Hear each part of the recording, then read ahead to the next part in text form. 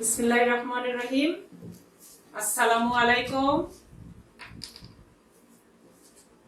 আমার প্রিয় শিক্ষার্থীরা, সবাই কেমন আছো? নিশ্চয়ই ভালো আছো। আমিও ভালো আছি তোমাদের দোয়ায়। এক সপ্তাহ ছুটির পরে শারদীয় দুর্গোৎসব উপলক্ষে যে ছুটি ছিল, তারপরে আজ প্রথম ক্লাস আমার। তোমাদের সকলকে সাতক্ষীরা অনলাইন স্কুলের পক্ষ থেকে শুভেচ্ছা জানিয়ে শুরু করছি আমার আজকের ক্লাস। তোমরা জেনেই গেছো আজ আমি বায়োলজি ক্লাস নিব।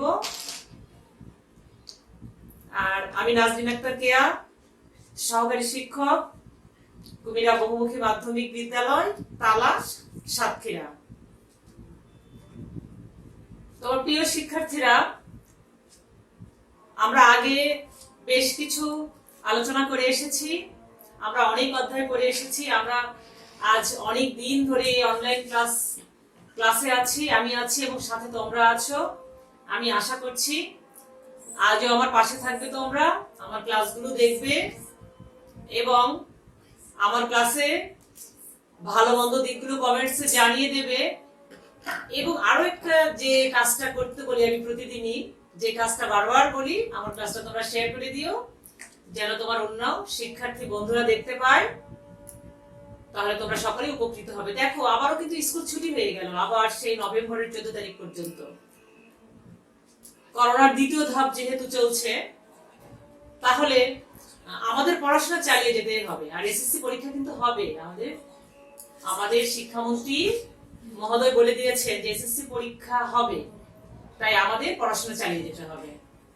আর তার জন্য অনলাইন ক্লাসটা অবশ্যই অবশ্যই বেশি বেশি করে দেখতে হবে, এর হেল্প নিয়ে তোমাদের বাড়িতে পড়তে হবে। তাহলে চলো, আজ আমরা পঞ্চম অধ্যায় নিয়ে আলোচনা করব। আমাদের পঞ্চম অধ্যায়ের নাম কি?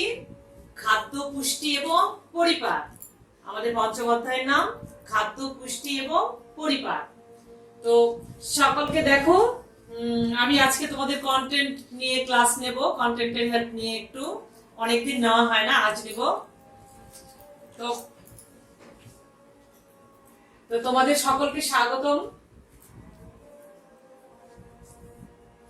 দেখো তো কি দেখতে পাচ্ছ এখানে? এখানে যে ছবিগুলো দেখা যাচ্ছে নিশ্চয়ই দেখতে পাচ্ছ, তাই না? আর আমি যেহেতু প্রথমেই বলে দিয়েছি যে আজকে আমাদের অধ্যায়ের নাম, আজকে আমার অধ্যায়ের নাম বলে দিয়েছি, তো তোমরা ছবিটা নিশ্চয়ই দেখতে পাচ্ছ। ছবিতে কি দেখা যাচ্ছে বলো তো? অনেক ফলমূল দেখা যাচ্ছে, তাই না? অনেক ফলমূল দেখা যাচ্ছে, অনেক। তো এই যে খাদ্যকে শোষণযোগ্য এবং কোষ উপযোগী করতে হলে আমাদের কি করতে হয়? এই যে খাদ্যগুলো আমরা দেখতে পাচ্ছি, এই খাদ্যকে শোষণযোগ্য এবং আমাদের যে কোষ আছে সেই কোষের উপযোগী করে তুলতে গেলে আমাদের কি করতে হয় বলো তো? নিশ্চয়ই বলতে পারবে তোমরা, বলো। আমি জানি তোমরা নিশ্চয়ই বলেই ফেলেছো, তারপর আমরা দেখে দেখে বলি, ঠিক আছে? তাহলে আমাদের কি করতে হবে? পরিপাক করতে হবে, আমাদের খাবারগুলোকে পরিপাক করতে হবে।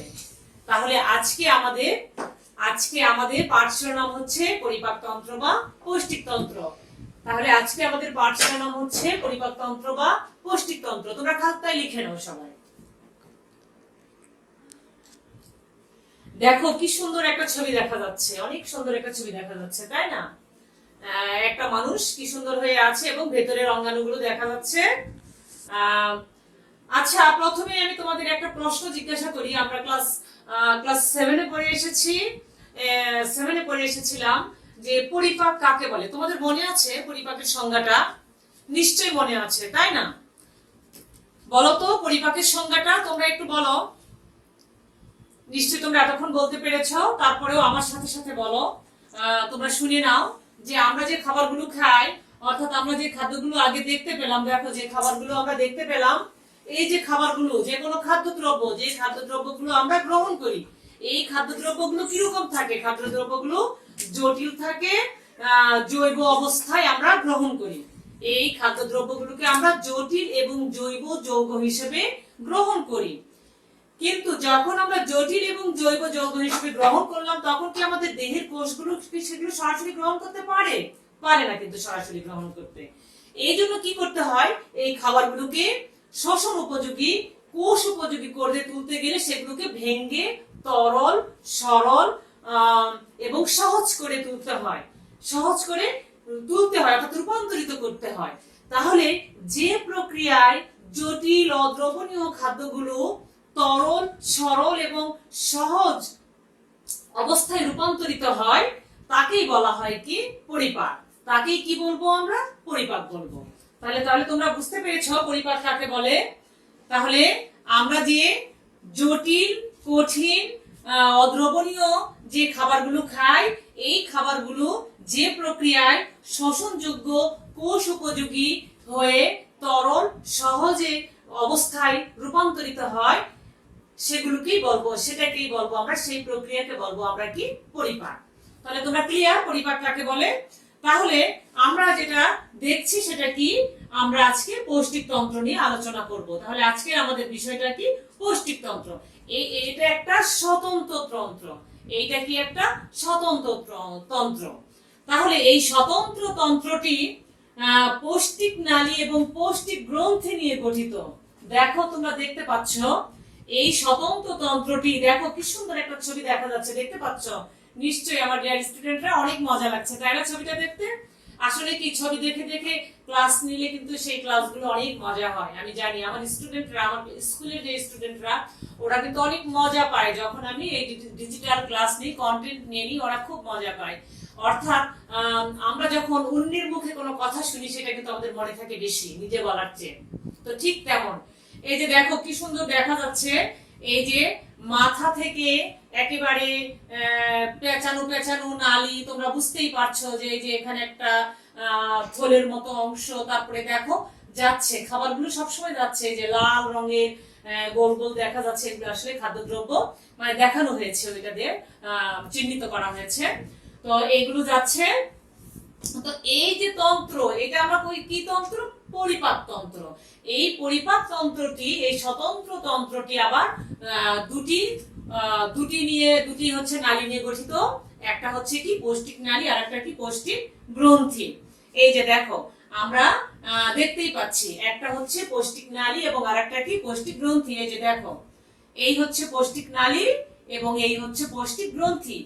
এই দুটো নালী নিয়ে পরিপাক তন্ত্র গঠিত, এই দুটি নালী নিয়ে পরিপাক তন্ত্র গঠিত।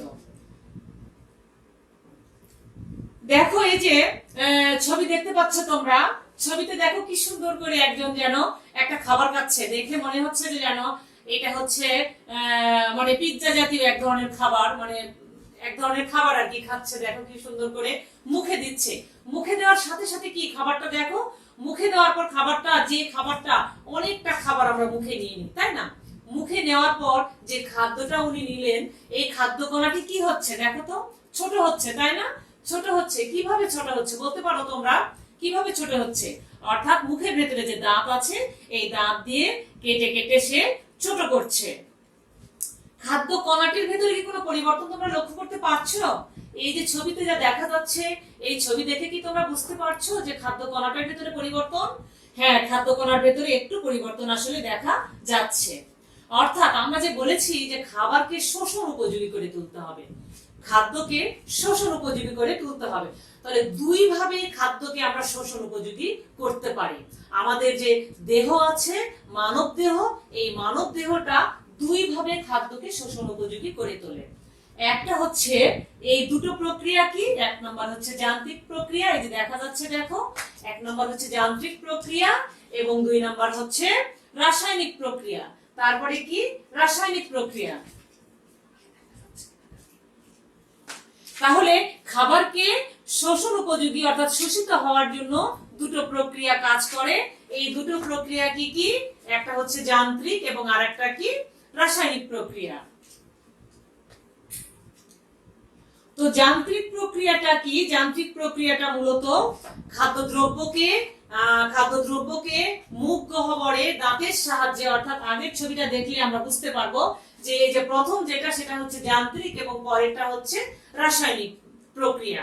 অর্থাৎ যান্ত্রিক মানে যন্ত্রের সাথে যেগুলো হচ্ছে, অর্থাৎ আমরা খাবারটাকে নিচ্ছি মুখ গহ্বরে, নেওয়ার পরে এটা দাঁত দিয়ে ছোট ছোট করছি, ছোট ছোট করার পর দাঁত দিয়ে চিবাচ্ছি, আমরা এটাকে চিবানোর পরে টুকরো টুকরো পরিণত করছি, টুকরো টুকরো, এরপরে এটা কি হচ্ছে পাকস্থলীতে চলে যাচ্ছে, একটা মন্ড আকৃতির হচ্ছে। আর রাসায়নিক প্রক্রিয়াটা কি, যখন আমরা এটা খাবারগুলোকে দাঁতে ছোট ছোট করে কাটছি তখন আমাদের মুখ গহ্বরের ভেতরে কিছু এনজাইম আছে, এই এনজাইম দ্বারা খাবারটাকে পিচ্ছিল করতেছে। অর্থাৎ এক জায়গায় আমরা মনে করো আমরা যখন আমাদের মায়েরা যখন রুটি তৈরি করে তখন কি করে, তখন আটার ভেতরে পানি দেয়, পানি দিয়ে একটা মন্ড তৈরি করে, এরকম করে একটা মন্ড তৈরি করে, তারপরে সেই মন্ড থেকে কিন্তু আমরা একটা খামির তৈরি করে। অর্থাৎ ঠিক ওইরকম আমরা খাবার যখন নিচ্ছি, নেওয়ার পরে আমরা দাঁত দিয়ে চিবোচ্ছি, অর্থাৎ আমাদের মুখে পানি আছে, লালা গ্রন্থি আছে, সেখান থেকে কিছু এনজাইম আছে, এগুলো বের হচ্ছে, তারপরে সেটা দ্বারা খাবারটাকে মানে ত্বরান্বিত করছে। অর্থাৎ এইটাই হচ্ছে রাসায়নিক প্রক্রিয়া। এর উপরে নির্ভর করে আমাদের শরীরে শোষণ উপযোগী, অর্থাৎ খাবারটা কিভাবে শোষিত হবে, কিভাবে ওই জটিল খাবারটা ভেঙে তরল হয়ে যাবে, সরল হয়ে যাবে। দেখো এই যে আমরা প্রথমেই যে বললাম যে আমাদের এই পরিপাক তন্ত্রটি দুটি নালী নিয়ে গঠিত, একটা পৌষ্টিক নালী বা আর একটা হচ্ছে পৌষ্টিক গ্রন্থি। তো এই যে বাম পাশের যে ছবিটা, এই যে বাম পাশের যে ছবিটা দেখো, এই ছবিটাতে স্পষ্ট লেখা আছে মুখ এবং লাস্টে লেখা আছে কি শেষে পায়ু।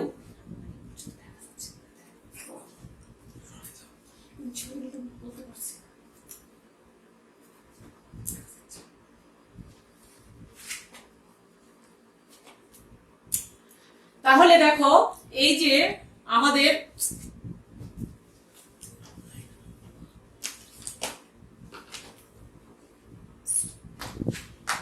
এই যে পৌষ্টিক যে নালী, এই পৌষ্টিক নালীতে দেখো, পৌষ্টিক নালীতে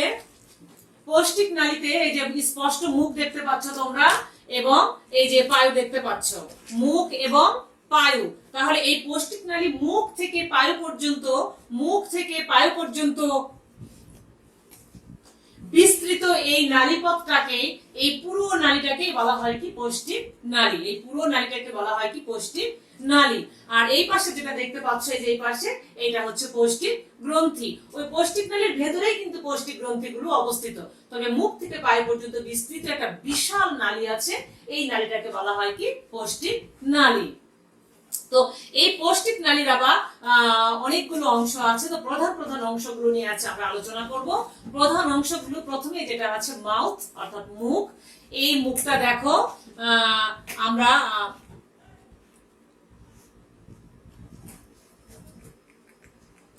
প্রথমে এই যে মুখ দেখো, এই যে মুখ দেখা যাচ্ছে, এই যে মুখ, এই মুখ হচ্ছে মানে পৌষ্টিক নালীর একবার ফার্স্ট যে অঙ্গাণুটা, এই অঙ্গাণুটাই হচ্ছে কি এই যে মুখ, যেটা তোমরা দেখতে পাচ্ছ। মুখটা কিরকম, মুখটা হচ্ছে পৌষ্টিক নালীর শুরু একটা, এবং এটা এই যে আমাদের যে নাক আছে, নাকের নিচে দেখো ঠোঁট, উপরের ঠোঁট এবং নিচের ঠোঁট, এই দুই ঠোঁটের মাঝখানে একটা বড় ছিদ্র আছে। এই যে দেখো এই পাশে আবার এই যে এই পাশে আবার দেখানো হচ্ছে, এই যে দেখো এটাই হচ্ছে মুখ, এই ছিদ্র, এটাই কি মুখ, অর্থাৎ উপরে এবং নিচের ঠোঁট দ্বারা বেষ্টিত যে একটা ছিদ্র আছে, এটাকে মুখ বলা হয়। এরপরে আছে হচ্ছে মুখ গহ্বর অর্থাৎ বোকাল ক্যাভিটি। এই যে দেখতে পাচ্ছি আমরা, দেখো মুখ গহ্বর, কি সুন্দর একটা ছবি দেখা যাচ্ছে মুখ গহ্বর। এই মুখ গহ্বর আবার কি নিয়ে গঠিত, মুখ গহ্বর হচ্ছে, মুখ গহ্বরের অভ্যন্তরে জিহ্বা আছে, দাঁত আছে, তারপর লালা গ্রন্থি আছে। তাহলে মুখ গহ্বরের ভেতরে কি কি আছে দেখো, দেখো ছবিতে স্পষ্ট প্রশ্ন করে মানে আমি দিয়েছি লিখে, যে মুখ গহ্বরের ভিতরে কি আছে। মুখ গহ্বরের ভিতরে এই যে দাঁত দেখতে পাচ্ছি আমরা, তারপরে দাঁত, তারপরে হচ্ছে জিহ্বা দেখতে পাচ্ছি, এবং এর দুই পাশে লালা গ্রন্থি আছে, এবং এই দুই পাশে কি লালা গ্রন্থি আছে। তাহলে গ্রন্থি, দাঁত এবং জিহ্বা, এই তিনটা হচ্ছে মুখ গহ্বরের ভেতরে অবস্থান করে।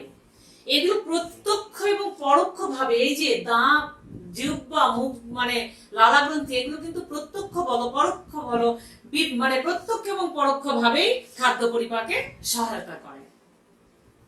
যেমন দাঁত কি করে, দাঁতগুলো খাবারকে মুখে যখন আমি একটা খাবার নিলাম, ওই যে আগের ছবিটা আমরা দেখলাম, দাঁত খাবারগুলোকে কি করে খাদ্যকে ছোট ছোট করে ছোট ছোট অংশ কাটতে সাহায্য করে, তারপর চিবাতে সাহায্য করে, জিহ্বা আবার সেটাকে উলট পালট করে, জিহ্বা স্বাদ গ্রহণ করে। তারপরে মুখের ভেতরে যে লালা গ্রন্থিগুলো আছে এখান থেকে এনজাইম নিঃসৃত হয়, সেগুলো খাবারগুলোকে পিচ্ছিল করে, সেগুলো আবার কি করে খাবারগুলোকে পিচ্ছিল করে। এইগুলো প্রত্যক্ষ বলো পরোক্ষ বলো এইভাবেই খাদ্য পরিপাকে সহায়তা করে। এই যে আমরা বলছিলাম যে মানে গ্রন্থি গ্রন্থি বলছি, তাই না? তাহলে কি কি গ্রন্থি আছে মুখ গহ্বরের ভেতরে? মুখ গহ্বরের ভেতরে দেখো এই যে একেবারে কানের নিচে, এই যে দেখো কান, এই যে কানের নিচে আছে গ্রন্থি, দেখছো কি সুন্দর ভাবে দেখানো হয়েছে গ্রন্থি। এইটাকে বলা হয় কি প্যারোটিড গ্রন্থি। তারপরে দেখো এটা হচ্ছে জিহ্বা, এই যে জিহ্বা।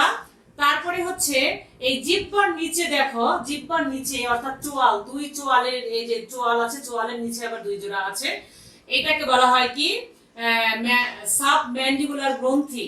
একটা হচ্ছে ম্যান্ডিবুলার গ্রন্থি আর একটা হচ্ছে সাব ম্যান্ডিবুলার গ্রন্থি। এইগুলো হচ্ছে লালা গ্রন্থি। এই লালা গ্রন্থি থেকে নিঃসৃত এনজাইম, এই লালা গ্রন্থি থেকে নিঃসৃত এনজাইম ওই যে টায়ালিন, তারপরে হচ্ছে মল্টেজ, আবার হচ্ছে মিউসিন, এইগুলো অর্থাৎ প্যারোটিড থেকে কি বের হচ্ছে? প্যারোটিড থেকে তোমার হচ্ছে মিউসিন বের হচ্ছে, প্যারোটিড থেকে মিউসিন, তারপরে ম্যান্ডিবুলারি থেকে টায়ালিন এবং সাব ম্যান্ডিবুলারি গ্রন্থি থেকে মল্টেজ। এইগুলো হচ্ছে এই এনজাইমগুলো এখান থেকে কিছু লালা মানে রস নিঃসৃত হচ্ছে। এইগুলো কি করে? এইগুলো আমরা যে শর্করা জাতীয় যে খাদ্যগুলো গ্রহণ করি সেই খাদ্যগুলোকে পরিপাকে মানে সেই খাদ্যগুলো পরিপাকে সাহায্য করে। এইগুলো এখানে আবার সুন্দর করে দেওয়া হচ্ছে যে মিউসিন যেটা বের হয় অর্থাৎ কানের নিচে যেটা, ওই যে প্যারোটিড গ্রন্থি যেটা, এইটা কি করে? এই যে প্যারোটিড গ্রন্থি এটা হচ্ছে খাদ্যকে পিচ্ছিল করে। যখন আমরা একটা খাবার খাবো, মনে করো তুমি বিস্কুট খাচ্ছ, বিস্কুট যদি আমাদের যদি কোনো মানে পানির মতো কিছু না বের হয় তাহলে এটা কি হবে? শক্ত হয়ে আমাদের গলায় বেঁধে আমরা মারা যেতে পারি। কিন্তু কি হয়? ওই যে প্যারোটিড গ্রন্থি, এই যে প্যারোটিড গ্রন্থি, এই প্যারোটিড গ্রন্থি থেকে মিউসিন বের হয়, এটা খাবারটাকে পিচ্ছিল করে, পিচ্ছিল করার পর আমরা গিলতে পারি, গলা দপ্তরণ করতে পারি। তো মানব দেহের ভেতরে আমরা গ্রন্থি তাহলে আগে দেখলাম, আগেরটা আমরা গ্রন্থি সম্পর্কে জেনে গেলাম।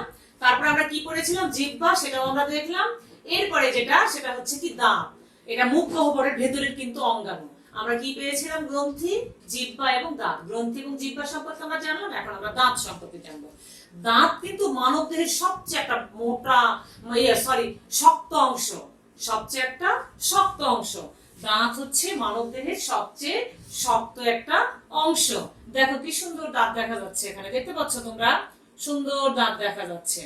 তো এই দাঁত আবার হচ্ছে আমাদের প্রাপ্ত বয়স যখন হয় তখন এই দাঁতের সংখ্যা হয় হচ্ছে 32টি, অর্থাৎ উপরে এবং নিচের চোয়াল মিলে মোট 16 করে 32টা দাঁত থাকে। তো আমরা এখানে একটা চোয়ালের দাঁত দেখিয়েছি, আমরা এখানে দেখো এই যে একটা চোয়ালের দাঁত দেখা যাচ্ছে। এই দাঁতকে আবার বিভিন্ন ভাগে ভাগ করা হয়েছে, মানে বিভিন্ন ভাগ বলতে 4 ভাগে ভাগ করা হয়েছে। এই দাঁতগুলোকে আবার 4 ভাগে ভাগ করা হয়েছে। দেখো আমরা দেখিয়েছি উপরের চোয়ালে, মনে করে এটা উপরের চোয়াল, উপরের চোয়ালে ডান এবং বাম পাশে যদি দেখায় আমরা দুই উপরের সারি, এই যে এটা মনে করা হচ্ছে আমাদের বাম এবং এটা ডান, 8টা করে আমরা ভাগ করেছি। তো এই যে দাঁত যেটা আবার দাঁত দেখো, দাঁত কিন্তু আমাদের দুইবার গজায়। একবার শিশুকালে গজায় যেটাকে বলা হয় দুধ দাঁত, তারপরে আমাদের ওইটা উঠে যাওয়ার পর আমাদের আবার নতুন করে যে দাঁত গজায় সেটা হচ্ছে স্থায়ী দাঁত। এই মানুষের স্থায়ী দাঁতটাই কিন্তু 4 ধরনের হয়। একটা হচ্ছে কর্তন দাঁত, এই যে দেখো দেখতে পাচ্ছ তোমরা, কর্তন, তারপর ছেদন, তারপর অগ্রপেশন দাঁত এবং পেশন দাঁত। তো কর্তন দাঁত কোনগুলো? দেখো এই যে 1 2, আমরা এখানে 1 2 3 4 5 6 7 8 পর্যন্ত দেখিয়েছি। তো এই যে 1 এবং 2 অর্থাৎ দুই পাশে এই 1 2 এবং এই 1 2, এই দাঁতগুলোকে বলা হয় কর্তন দাঁত। এই কর্তন দাঁত কি করে? আমরা যে খাবারগুলো খাই এই খাবারগুলোকে কাটতে সাহায্য করে। তারপরে আবার দেখো 3, এই যে এই পাশেরও 3, এই দাঁতটা একটু দেখতেও আলাদা, এর দেখো দেখতেও আলাদা, আকৃতিটাও একটু আলাদা। 3, এই পাশেরও 3, এই দাঁতকে বলা হয় কি ছেদন দাঁত। ওইটাকে বলা হয় কি ছেদন দাঁত, ওটা ছিঁড়তে সাহায্য করে, কোনো কিছুকে ছিঁড়তে সাহায্য করে। এটা আখ যখন খাই, আখের খোসা আমরা তুলি কিভাবে, দাঁত দিয়ে, তো এটা ছিঁড়তে সাহায্য করে। মাংস খাবো, মাংসটা ছিঁড়তে সাহায্য করে। এরপরে আমাদের 3 নম্বরে কি আছে দেখো, এই যে 4 এবং 5, এই 4 এবং 5 এই পাশের এবং এই পাশের 4, 5 এগুলো হচ্ছে অগ্রপেশন দাঁত, অর্থাৎ খাবারকে পিষতে সাহায্য করে। তারপরে হচ্ছে 6, 7, 8, 6, 7 এবং 8 এই পাশের 6, 7, 8 এগুলো হচ্ছে পেশন দাঁত, এগুলো হচ্ছে খাবারকে চর্বণ এবং পেশনে সাহায্য করে। এই যে এটাকে কিন্তু মাড়ি বলা হয়, অর্থাৎ লাস্ট যে দাঁত 6, 7, 8 এগুলো কিন্তু মাড়ির দাঁত, এগুলো হচ্ছে মাড়ির দাঁত।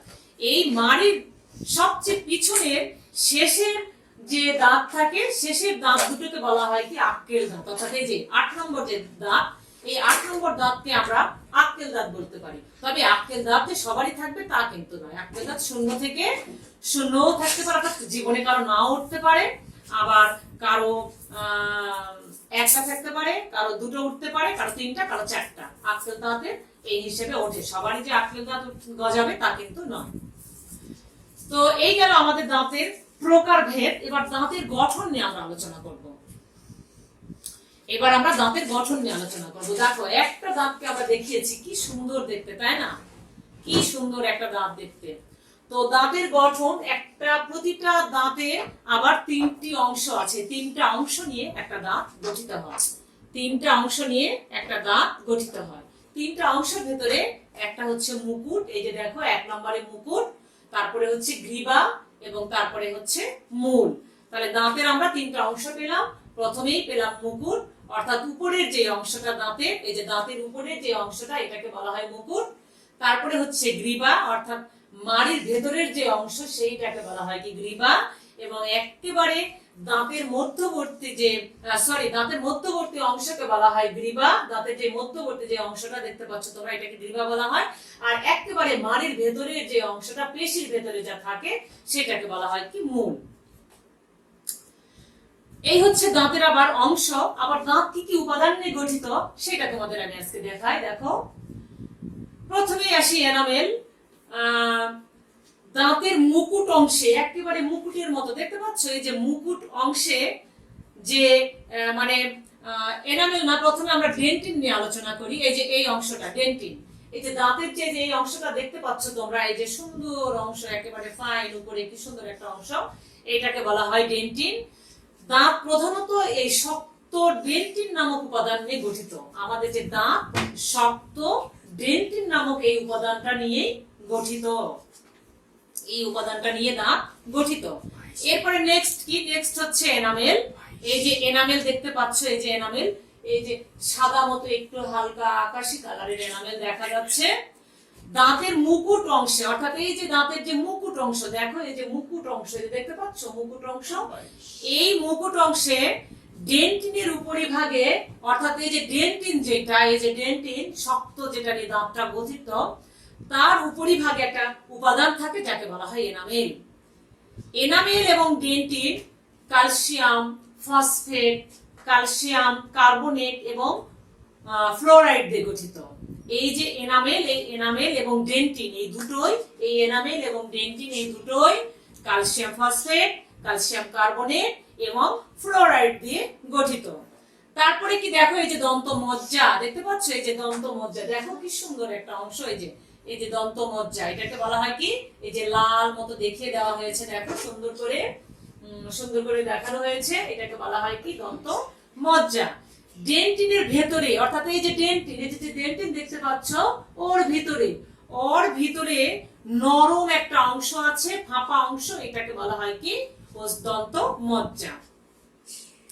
আর এই দন্ত মজ্জার ভেতরেই কিন্তু, এই যে এই দন্ত মজ্জার ভেতরেই কিন্তু শিরা, ধমনী, স্নায়ু, নরম কোষ এইগুলো অবস্থিত। আর এখান থেকেই কিন্তু পুষ্টি এবং অক্সিজেন সরবরাহ হয়। এই দন্ত মজ্জা থেকেই কিন্তু পুষ্টি এবং অক্সিজেন সরবরাহ হয়। তারপরে কি আসছে দেখো, এই যে তারপরে এই অংশটা হচ্ছে সিমেন্ট। এই অংশটার নাম কি সিমেন্ট। আমরা দেখো কি করি, আমরা হচ্ছে বাড়িঘর আর বিল্ডিং যখন তৈরি করা হয় তখন কি লাগে, ইট, বালি এবং সিমেন্ট লাগে, না হলে কিন্তু এটা জমানো যায় না। অর্থাৎ সিমেন্ট প্রলেপ দেওয়া হয় সিমেন্টের। ঠিক তেমন এই সিমেন্ট নামক যে আবরণটা আছে, একটা পাতলা আবরণ আছে, এটা দাঁতের মূল অংশে অর্থাৎ ডেন্টিনকে আবৃত করে রাখে। এই যে ডেন্টিন যে দেখতে পাচ্ছ, এই যে তোমরা যে ডেন্টিন দেখতে পাচ্ছ, এই ডেন্টিনকে সিমেন্ট আবৃত করে রাখে। এই সিমেন্টের সাহায্যে যেমন একটা ইটের উপর আরেকটা ইট জোড়া দেওয়ার জন্য কি করতে হয়, বালি আর সিমেন্ট মিলে একটা মিশ্রণ তৈরি করতে হয়, ঠিক এইখানেও সেই একই বিষয়। এই সিমেন্টের সাহায্যে আমাদের যে মাড়ি আছে, অর্থাৎ এই যে এটা হচ্ছে কিন্তু মাড়ি, এই যে যে অংশটা দেখতে পাচ্ছ মাড়ি, এই মাড়ির সাথে দাঁতকে একসাথে রাখে, জয়েন্ট করে রাখে, আটকে রাখে। এই হচ্ছে। আর তারপরে দেখো এই যে এইগুলো হচ্ছে রক্ত জালিকা, স্নায়ুরজ্জু এইগুলো। আর এইগুলো হচ্ছে চোয়ালের অস্থি, অর্থাৎ এইগুলো হচ্ছে চোয়ালের অস্থি। এইগুলো হচ্ছে ছোট ছোট যা দেখতে পাচ্ছ, এগুলো হচ্ছে চোয়ালের অস্থি। এই গেল হচ্ছে আমাদের দাঁতের বিভিন্ন অংশ। তো দাঁত, এরপরে আসছে হচ্ছে কি, আমরা তাহলে প্রথমে মুখ গহ্বরটা নিয়ে আমরা আলোচনা শেষ হলো। এরপরে নেক্সট যেটা, সেটা হচ্ছে মুখ গহ্বরের পরের অংশটাকে বলা হয়। দেখো এখানে সুন্দর করে দেওয়া হয়েছে, এখানে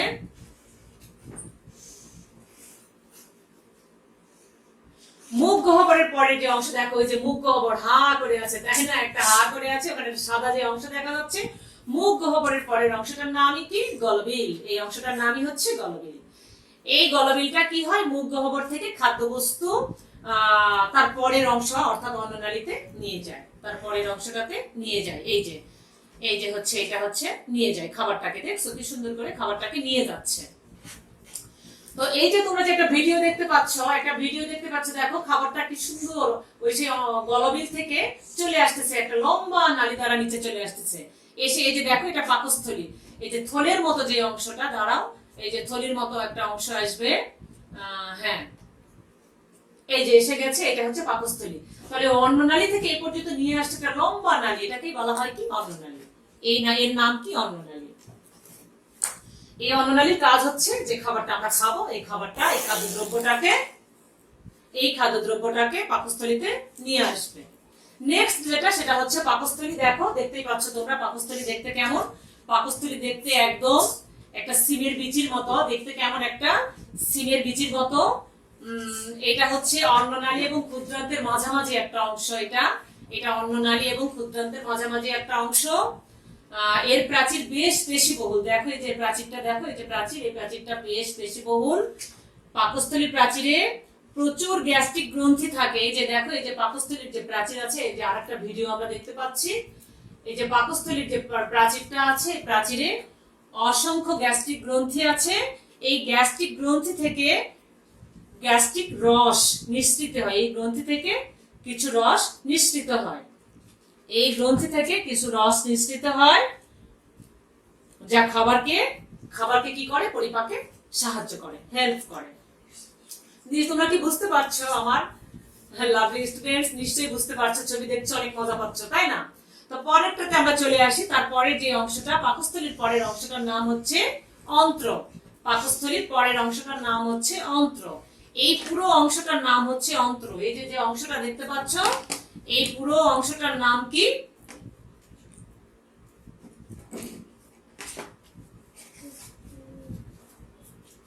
এই পুরো অংশটার নাম হচ্ছে অন্ত্র। তোমরা যে অংশটা দেখতে পাচ্ছ, এই পুরো অংশটার নাম হচ্ছে অন্ত্র। অর্থাৎ পাকস্থলীর পরের অংশটাকে বলবো আমরা অন্ত্র। একটা লম্বা পেঁচানো নালী, দেখো কিরকম পেঁচানো একদম নালী, এই যে দেখতে পাচ্ছ নালী। এই পাকস্থলীর পরের যে অংশ অন্ত্র, এই অন্ত্র আবার দুটি অংশে বিভক্ত। একটা হচ্ছে ক্ষুদ্রান্ত আর একটা হচ্ছে বৃহদন্ত্র। এই অন্ত্রটা আবার দুটি অংশে বিভক্ত, একটা ক্ষুদ্রান্ত এবং আরেকটা বৃহদন্ত্র। এইটা হচ্ছে ক্ষুদ্রান্ত, এই অংশটা হচ্ছে ক্ষুদ্রান্ত। এই যে অংশটা দেখতে পাচ্ছ, এই অংশটা হচ্ছে ক্ষুদ্রান্ত।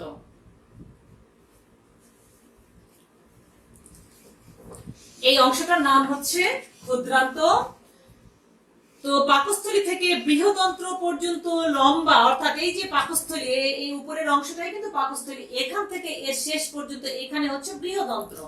তাহলে এই পাকস্থলী থেকে বৃহদন্ত্র পর্যন্ত লম্বা পেঁচানো, এই যে পেঁচানো যে নালী, এটাকেই বলবো আমরা কি, ক্ষুদ্রান্ত। এই ক্ষুদ্রান্তের আবার তিনটা অংশ আছে, এই যে দেখতে পাচ্ছ, ডিউডেনাম, তারপরে হচ্ছে জেজুনাম এবং তারপরে হচ্ছে ইলিয়াম।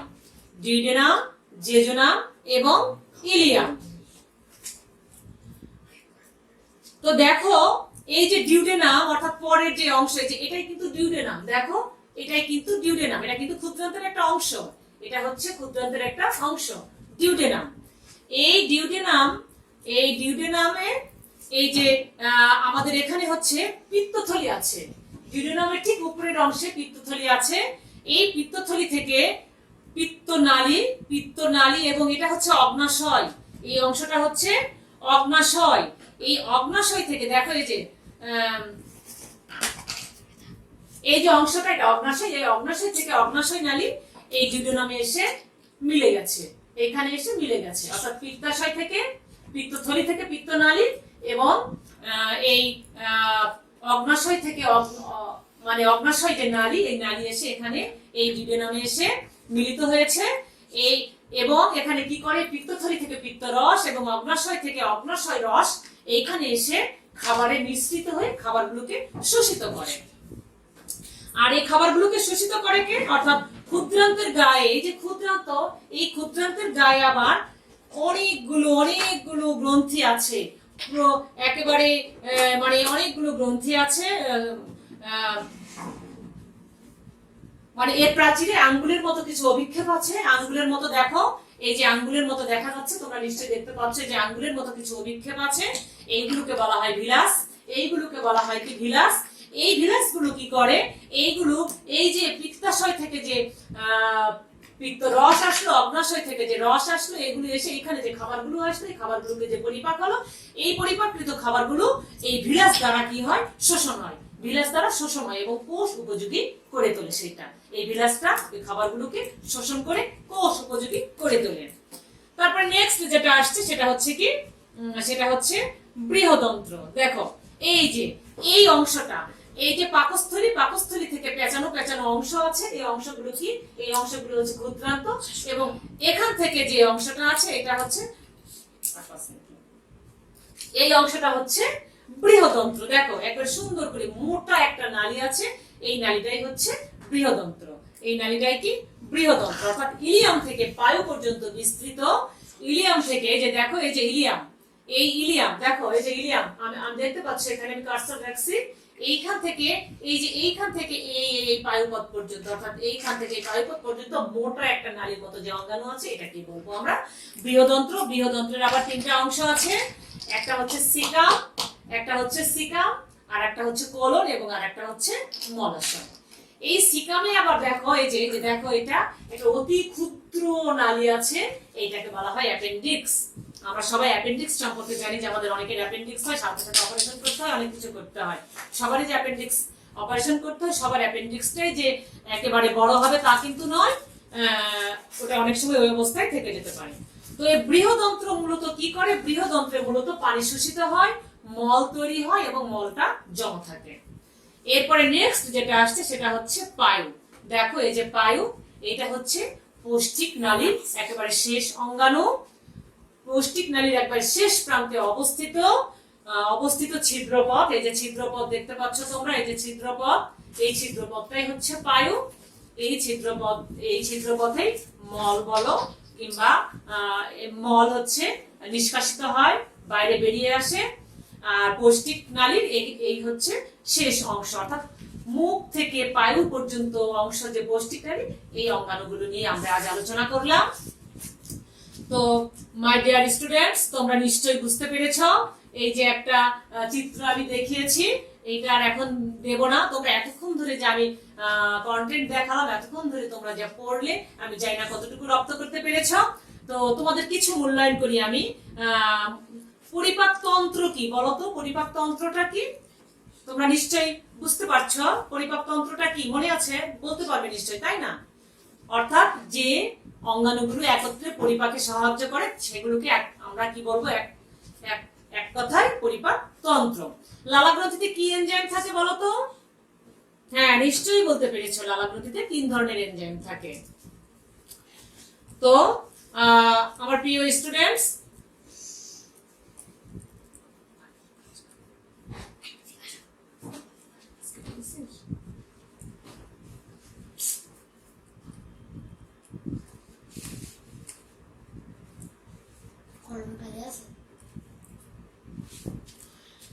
তো বাড়ির কাজ, আজকে তোমাদের এই বাড়ির কাজটা আমি দিচ্ছি, তোমরা বাড়ির কাজটা অবশ্যই লিখে নিবে। বাড়ির কাজ হচ্ছে দাঁতের লম্বচ্ছেদ আঁকাও। দাঁতের লম্বচ্ছেদটা তোমরা অঙ্কন করবে বাড়ির কাজে, দাঁতের লম্বচ্ছেদ। আর সবাইকে ধন্যবাদ জানিয়ে আমি আমার ক্লাস আজকে এখানেই শেষ করব। আবারও বলছি, করোনার দ্বিতীয় ধাপে তোমরা সকলেই বাসায় থাকবে, বাইরে গেলে অবশ্যই মাস্ক ব্যবহার করবে। বাসায় আসার সাথে সাথে হাত মুখ 20 সেকেন্ড ধরে সাবান পানিতে ধুয়ে ফেলবে। নিজে সতর্ক থাকবে, মা বাবাকে সতর্ক করবে, আশেপাশে সবাইকে সতর্ক করবে। অবশ্যই আমরা দূরত্ব মেনটেন করব এবং বাইরে গেলে মাস্ক পরিধান করব। আর বাসায়ও অবশ্যই সাবধানে মানে একেবারে সুন্দরভাবে পরিষ্কার পরিচ্ছন্নভাবে থাকার চেষ্টা করব। তো সকলকে ধন্যবাদ জানিয়ে আমি আমার ক্লাস আজকে এখানেই শেষ করছি। আল্লাহ হাফেজ।